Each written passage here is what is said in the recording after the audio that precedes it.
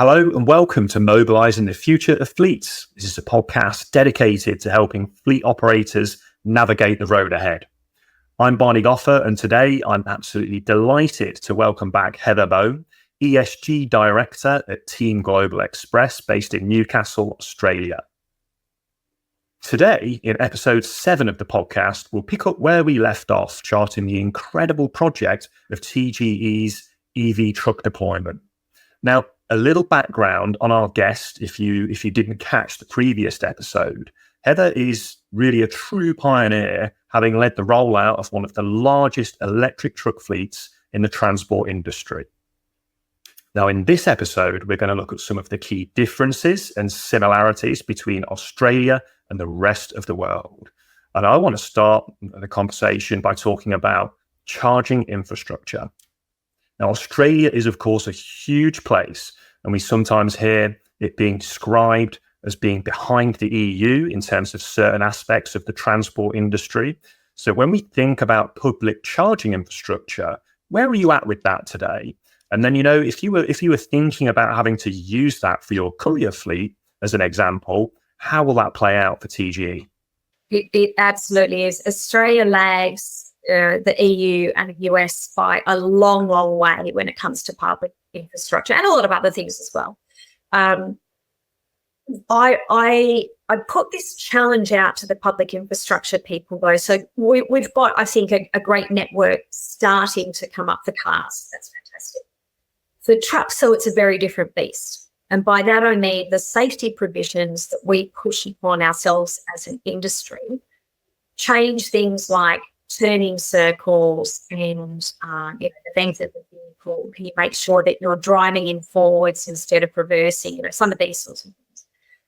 But what I'd also say is, for our facility at Bungarraby, where we are able to use the solar panels on the roof and the battery backup that we've got there, we can effectively arbitrage the wholesale, the spot market, and lower our cost of energy down to, the 5 cents. By that, I mean the capital cost is in the truck. It's not in the infrastructure. The operating cost is where it really makes a difference over the long term for trucks. So when I talk to the public infrastructure guys and they say to me, well, we're going to be charging, we want you to sign up to, it'll be somewhere between 60 and 80 cents per kilowatt hour. I said, but that's actually more expensive than diesel. So what they're trying to do is have that payback period for the public infrastructure make sense for the public infrastructure, not make sense for the transport industry who can't afford to pay that. So there's this very, I'm going to be fascinated to see how this argument plays out in the years to come, because I'm genuinely concerned that we'll end up having stranded assets for trucks, for electric public infrastructure. And in the meantime, we will have renewable diesel and hydrogen and some of these other things that are much faster to effectively charge, fill up with a Bowser. I think we're in for quite a journey. Yeah, okay, agreed. So there's two things here that you touched on. One of them is sort of the alternative energy piece that I want to get in. I'd like to sort of have a chat about. The other one, a really interesting one, was like your total cost of ownership these days. You mentioned energy arbitrage, where you've already clearly thought about this and you're monetizing the assets that you've got. You're putting your costs down. How has that played out compared to the ICE fleet? Is it more cost effective with the EVs? Over what term are you looking at this? And talk to us about the finance and the return on investment, if you like. I think it will turn out okay, but at this point in time, it's not. So if you look at it as a total cost of ownership, because the vehicle is so much more expensive to start off with, our stamp duty, our insurance, and our registration all relates back to the value of the truck. So if you're paying $500,000 for a truck instead of $100,000, your stamp duty, your insurance, your depreciation, everything is far more expensive. So I think there's a need to work with government to bring that down, because relating it to the total cost, it just doesn't make sense. What I'm also finding when I first modelled the project on a TCO basis, we are not sweating these assets anywhere near as much as we need to. And by that, I say, I have been expecting that the Fruzos would do somewhere between, say, 100 and 150 kilometres a day. That was what I modeled. And I was expecting the Volvos to do, say, 150 to 350 k's a day. In actual fact, what we're finding now is they're only doing 20 and 40 kilometres a day. They're not going anywhere near far enough to make the operational savings on the diesel. Now, that is our fault for the moment because we're not optimising vehicles. And so that will change. We made a deliberate decision to keep within this 30 kilometre zone around the depot as just in case, which has meant that those vehicles are really only going to the shopping centres that are fairly close by, the local Westfields, and then they're sitting up there for the day. What we need to do now is take that restriction off and say, let's look at the routes. Let's look at what the data is saying and say, well, that's a reasonably flat route. There's virtually no hills there. Why don't let's test it. Let's see how we go. So we need to take that 30 kilometres and expand it out so that we can start to get the real value against the operational cost of the diesel. Definitely. You want to speed up that time to return on value. At the minute, it feels like you've got an extended period of time to run those vehicles. Hopefully those vehicles, and we see this actually, certainly over here in Europe, they are looking like the battery lives are going to last a lot longer than first anticipated. Service and maintenance costs are significantly less. So you're going to be able to run that asset for a lot longer than you would an ICE. So hopefully that has an impact on that TCO and that return on investment, total cost of ownership. Okay, that's interesting. Let's talk about alternative energy for a few minutes, because you touched on hydrogen, renewable diesel, and things like that. So TGE, where are you guys with considering alternatives? Do you already have them in the fleet, or is this part of a project that you're going to be working on in the future? It's absolutely part of the future. We're just, I think, the end of this month, going to get our first batch of renewable diesel into the fleet, which is really exciting. We see, or I see, I guess, that the electric vehicles are absolutely going to play a role, and they're likely to be in the light and medium rigids, possibly the heavy rigids, that are going, say, less than 300 k's a day, and they're doing payloads that make sense.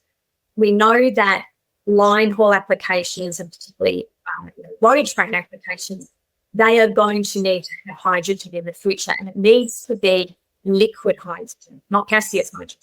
So there's this very much bright, shiny attitude in Australia and around the world at the moment that gaseous hydrogen start to fill that gap. It's not, because gaseous hydrogen, we're only going to get the same sort of distance as an electric vehicle. It's not going to get you anywhere near far enough to be. So in the meantime, we really need to see, well, I guess there's three things. One is we have to have renewable diesel. It's critical for us in Australia. And I bang on about it a lot. We're absolutely going to need liquid hydrogen fuel cells, but in talking to the OEMs, it's not likely to be in Australia before 27, 28. So we've got the next 5 years before it becomes a reality. We're likely to see liquid hydrogen direct injection into the ICE fleet. That's absolutely going to happen as well. But I would argue that the best cost for transport and logistics is really around renewable diesel, because if you're using renewable diesel at 100%, we're not having to change your fleet. You can use an ICE vehicle when it reduces down your emissions into virtually zero. You don't have to change. We've got a steer axle limit in Australia, so we can't drive on certain roads because the trucks with batteries are going to be too heavy. You don't have that. We don't have turning circle issues or traffic management issues with the existing fleet if we just use renewable diesel. So instead of making all of these enormous changes to the infrastructure, just use renewable diesel with the fleet that you've got. So I get very frustrated when people talk, there's only going to be EVs and hydrogen. I genuinely don't think that's going to be the case. I think we will have renewable diesel for a long time to come. Yeah, definitely. I mean, we see a very much a blended future in terms of energy options for operators.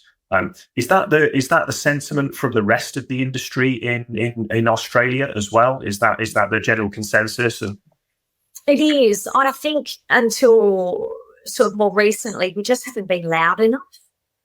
So in Australia, we are not yet at Euro 6 engines, as an example. The end of 2020. I know, right? So you've had Euro 6 since what, 2013? We only yeah. I don't quote me on the days, but it's been around for a long time. Yeah, 15 years. As of the end of 2024, any new truck needs to be Euro 6. So we really do lag the rest of the world by a long shot. So there's some of these things that we haven't been loud enough in saying to the OEMs, we must have this product here. The same goes for renewable diesel and a number of these things, because, of course, in Europe, you get double counting for your carbon under your renewable energy directive when you're using certain methodologies. We don't have a carbon tax, so there's no way to actually enforce that. There's no way for us to pass that on to the consumer. And the same goes for the low carbon fuel standards in California, that sort of thing. So what happens is the feedstocks that we have in Australia, the canola oil, used cooking oil, tallow, all of these products that would generally be going to renewable diesel production locally, all goes to the EU, it all goes to California, where you get double countings. It's only going to be, I think, in the next year or two that we will see a substantial change in Australia to say, no, we want these feedstocks here and we want them blended here. We don't want them going offshore. We need the capacity in Australia to manufacture the fuels. Yeah, definitely. So it feels like we're drifting into policy here almost as well. So let's briefly touch on that. What does Australian government need to do in terms of shaping policy to increase adoption, whether that's through incentives or just literally what you've just described to me there, in terms of changing the way that things work, in terms of where you're selling your resources, to drive forward decarbonisation of fleets? There's a couple of fundamental ones. Luckily for several of them, we've been able to overcome them as part of this trial. So one was the steer axle limit issue, which is a state-based issue, which means that each of our states have a different opinion on what you should be doing and have a different steer axle limit. So we've been able to overcome that in most of the states, bar Northern Territory and Western Australia, but it will come. The reason for that is Australia has bituminous product that is called spray seal. It's very thin, and so the steer axles tend to dig in. So that's an issue. 90% of our roads are spray seal. Secondly, we've had to change the widths of the vehicles. So in the EU, you're already at 2.55 as your width. In Australia, we're at 5. So we've had to overcome that through an Australian design rule and ADR upgrade. So there's a couple of those policy things that we have had to overcome in order to even get this project off the ground. Yeah. But I would actually say there's a really, let me call it a fundamental conflict of interest in Australia. And I don't know whether it's the same in the EU. Our federal government is completely and utterly beholden to their fossil fuel excise. There is no other way to put it. So I think outside of labour tax, payroll tax, fuel excise is their single biggest source of income. And so is it the same for you guys as well? Similar? Look, a lot of people talk about this, and we talk about the incentives that have been given for EV drivers over here in the UK in particular, and the black hole in the budget and the tax. Exactly, it's the vehicles aren't being taxed, so something has to change. I know road user charging has become part of the conversation, and it's been mentioned in many occasions over many years now. But it seems to be becoming potentially more of a reality in terms of, look, how do we recover the losses we're making through the incentives and the tax breaks that we're providing? I think that's going to have to be part of the narrative. Road usage charges all over New Zealand, for example, they work reasonably well. It's managed quite well. When you take it back to fuel excise, I'll give you the example. For us to use renewable diesel and the excise, put aside those excise provisions for the moment, it means that for us as a business, we would be lowering our cost to serve, but smaller operators who wouldn't be forced to use renewable diesel and who aren't being forced yet to lower their carbon will be able to undercut the market. And so from a procurement perspective, customers are going to continue to go to the lowest cost provider. So you've only got so much wiggle room when you say, oh, but we're much safer. We're more environmentally friendly. And until the customer is paying for that cost of carbon, it's very hard to see how it's going to change. So whether that's through a road user charge or a method like that. If you were to somebody new coming to you from a transportation business, what would you say to them in terms of how to go about this? Where should they start their journey? What would your advice be to them? I describe it as an elephant. You can only eat the elephant one bite at a time. Every transport operator in Australia is different. We are all a little bit unique, and there are certainly, the OEMs even sometimes say this, that, Australia is really just like Europe. Australia, it's just like America. We are actually really quite unique, which means that our transport operators are all quite unique as well. Each site is unique. So you really have to start at the beginning with a big piece of paper. Think about your energy. Think about the needs of that site. Think about the application of those trucks. Think about your drivers, your turning circles. You really just have to spitball it, right? And just, okay, let's just start somewhere. And then it's going to lead you down another chain. It's going to lead you down another path or another rabbit burrow. And then every once in a while you're going to wake up in the morning and go, oh, so hard. Why am I doing this? And you've got to get up and do it. I think we're at a really unique point in time that until we have amazing data telling us how to get there, we're just going to have to eat the elephant one bite at a time. So this is obviously really close to our heart because that's like what we do. We provide data to our customers to help them improve the experience and everything. And one of the things that we're particularly keen on is understand not just how the vehicle is actually used when it's being driven, but also how we can leverage that data to actually support the journey of transition. And that might be anything from, duty cycle analysis through to your infrastructure and energy demands and things like that. When you were going through the planning phase for this, did you use telematics data to understand what that might look like, or was it not considered? So when I was going through the planning phase, I think we still had 16 different types of telematics on our trucks, none of which particularly worked. So we actually didn't have data that could tell us the answers. Now, though, you look at the sort of onboard diagnostics and the telematics that you get, information that can give to me from an operational perspective is critical. And I'm not just saying because I'm doing this podcast, but it can completely change our efficiencies and say, well, if we tweak it over here, why don't we do this? I can start to look at that data and say, actually, this is the truck that needs to be an electric vehicle. And this is the truck that needs to remain as renewable diesel. So I can start to put all of this together and I can start to make capital decisions and financing decisions using that, that telematics. It's a really exciting place to be, I think, in a world of data. Oh, definitely. Well, look, when you start the next project, hopefully that'll be for like some sort of mega fleet of 1,000 vehicles.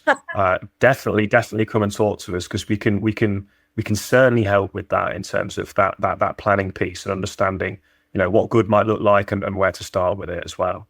And the data doesn't lie, right?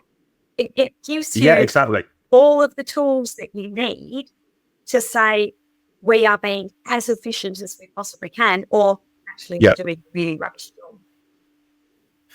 Yeah, look, and it's so interesting, right? One of the things we were talking about earlier was the driver, and kind of this information that might be out there and overcoming driver objections. But we've seen it over here in the UK, certainly. The data that we have proves to the drivers that this is feasible and it is possible. We're not asking them to do something that is difficult, complex, or even impossible. They're not going to be stranded on the side of the road. And that's all driven through the data that we provide. So yeah, interesting. I must do this multi-story, Barney, if I may. Goes for it. When I first started those union negotiations, those town hall meetings every day, I could walk in there and pull aside any one of the drivers and say, how far do you go in a day and what sort of weight do you take? And inevitably, they would stand back and go, oh, I go 300 kilometres in a day and I take about 40 tonnes. And I go, well, natural fact, the data says you do about 80 kilometres a day and you take about 3 tonnes. And they, they weren't very happy with the story that I was telling them that was say, again, the data actually is telling us something different. Now I have these dashboards in front of me that I can look up where every truck is, what's it doing, why is it stuck on the side of the road over there, and whoa, that one's only about 2 kilometres away from home and it's running out of energy. We're going to have to send out a tow truck. So really different stories out in the data. It's interesting, isn't it? Yeah, that's what we see over here as well. I think bizarrely, the average journey distance in the UK, now this is for all vehicles, not just commercial vehicles, is about 9 miles or something daft like that. It's nothing. It's 15k. Wow. So it really is nothing. In commercial fleets, that is different. The numbers are different there. It is a lot further, obviously. But that kind of puts it into perspective when people start saying, oh, range anxiety is an issue for me. Do you know what? It might be in some instances, and it genuinely is in some instances. I don't want to suggest that it isn't an issue. But for most people, it probably isn't a problem. The other thing I wanted to sort of go back to as well was the learnings that you've taken from this. I'll let you just talk about this, Heather, because you're the one that's kind of lived and breathed it for the last 2 years. What are they? What would you say the key learnings have been for you? I've actually been really lucky. As part of our grant program, the really critical reason that we get the grant is for what's called knowledge sharing. So effectively, we sign up to share all of these learnings as broadly as we possibly can across our industry, internationally, locally, everyone. So I get the opportunity to talk very widely about what has worked well, what hasn't worked well, what would we do differently in the future. And hopefully through that collaboration, it means that we will be able to encourage a much higher uptake across the industry of not only electric vehicles, but all of the different parts, like the telematics or, should you go down renewable diesel. So I'm in a very, what I think is a very lucky position because I get to talk to a lot of people about what we're doing. So we spoke about obviously the deployment of infrastructure and everything, and you've spoken about the combination of AC and DC charging and everything. What about the civil side of things and actually getting power to the site? Where were you challenged there? Well, were you, or was it not an issue? That was actually a really fundamental challenge for the whole project, to be honest. We were, again, very lucky, I think, that we had spare installed capacity at that site. So we already had high voltage lines coming in that weren't being used. If we had to bring in more HV lines or put a new substation, something like that, there is absolutely no way we could have done the project in the time frame that we needed to do. I say that because the grant program works in such a way that from the day you sign the contract to the day everything is basically completed, commissioned, you have all the trucks, that's an 18-month period. So the project goes for 5 years. The funding goes effectively for 5 years. But the pressure from the grant organisation was that all of that had to be done in the first 18 months. If I had to get more HV lines or substations, the process to do that in Australia... HV lines are... Oh, sorry, high voltage lines. Sorry, man. That's okay. Yeah. So if I needed to get more high voltage lines in, or put another substation, or increase that load capacity on that site, that would have taken potentially 3 to 5 years. And the cost would have been, incredibly hard. As it was, we had the spare capacity. But even so, pulling the cables through from the main switchboards took about 3 weeks in time. I had to keep shutting down operations in order to pull through the cables. And, you look up at the roof line now, and there's these enormous red cables all the way through the facility. But if there was a challenge by the civils, it was going to be whether or not we had spare capacity, or whether or not we need to get spare capacity onto the site. So that's adding. Let's assume that you had to. You're not even close to where you are today, right? If you had to go and get that extra capacity. Absolutely. Did battery energy storage solutions, was that ever part of the consideration, or did it not come up in conversation? Great question, Barney. So we do have a BESS. We have a battery energy storage system, and we are tooth and nail to get that, because it was at a point in time, if you think this was sort of 2 years ago when we were first negotiating the contract, a BESS was not that common.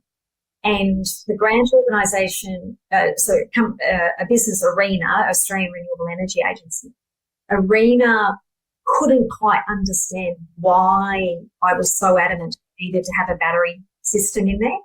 Whereas now we have this battery that we can effectively arbitrage the market. So when that peak load happens, we can turn on the battery, take ourselves off the grid, and save ourselves a huge amount of costs. In the first hour we did that, we saved ourselves $13,000. Last week, in an hour, we saved ourselves $17,000. So when you start looking at that operational expense and the value the battery can bring, as well as redundancy, if the site shuts down for whatever reason, it serves a lot of different purposes. Yeah, definitely. You mentioned earlier that quite a lot of the vehicles were coming back maxing out their range. So I'm assuming they've got spare capacity on the vehicle. Are you able to put that back into the grid and sell it back to the grid? So you're actually monetizing the assets that you've got, and you're generating revenue from them whilst they're not moving. I think we've worked that into the charges, and we've worked that into the battery, obviously, but I think we've still got a little bit of discussion to go with the software from the trucks to make that happen. So at a point in time in the future, absolutely. We could feed from the trucks to go back into our conveyor system so that we could have it retained on the site. I think there's going to be all of these amazing opportunities. We'll end up having, on the top of our trailers, we'll have solar panels on the top of our trailers feeding into refrigerated units directly. If you think the change that we're going to have in the next 2, 3, 5 years is going to be massive, that incremental change within the industry. Once again, I think it's going to be where the data leads us and says this is a good idea. Well, I absolutely agree with you on the last point. There's so much opportunity. It's going to be extremely interesting to see where this all goes and how long it takes. So it just remains for me to say a huge thank you to Heather Bone, Director of ESG at Team Global Express, for joining us for a second time, of course. And thanks to our viewers and listeners for tuning in. We very much look forward to seeing you next time.